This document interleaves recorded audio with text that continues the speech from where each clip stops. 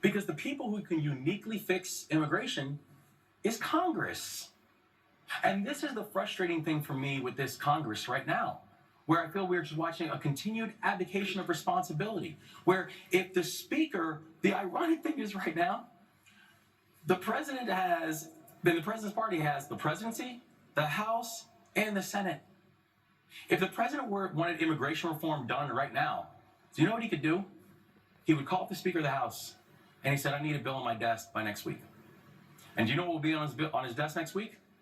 A comprehensive immigration bill reform, because they have the votes. And that's not happening.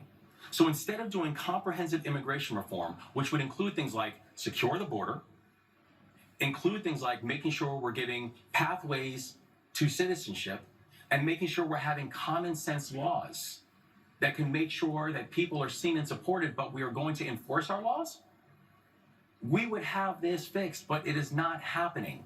And it's not happening because they're not actually interested in solving the problem. There have been both Republican and Democratic presidents and Congresses that have punted on this issue of immigration for decades. This has been a bipartisan failure. A bipartisan failure. I want to turn now to our next audience question. KJ McKenzie is a registered Republican and a digital media business owner. KJ? As a lifelong Marylander and a former Democrat and a Black woman, I left the party because I got tired of hearing racial framing on every issue that didn't solve real problems like crime, failing schools, high taxes, and cost of living. So how will you earn back voters like me who want results, not racial narratives? Amen, KJ, and thank you. And thank you for your question too. You know, I don't come from a political background.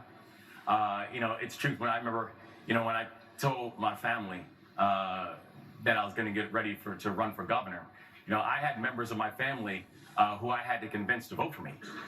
And it's not because we're not cool, like we're cool.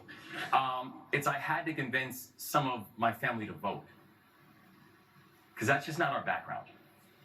And the truth is that part of it is the challenge of party, because I think if you ask members of my party, members of my family, which party has failed you when you think about the policies that have impacted my family, they couldn't tell you who was in charge. They couldn't tell you if it was a Democratic idea or a Republican idea.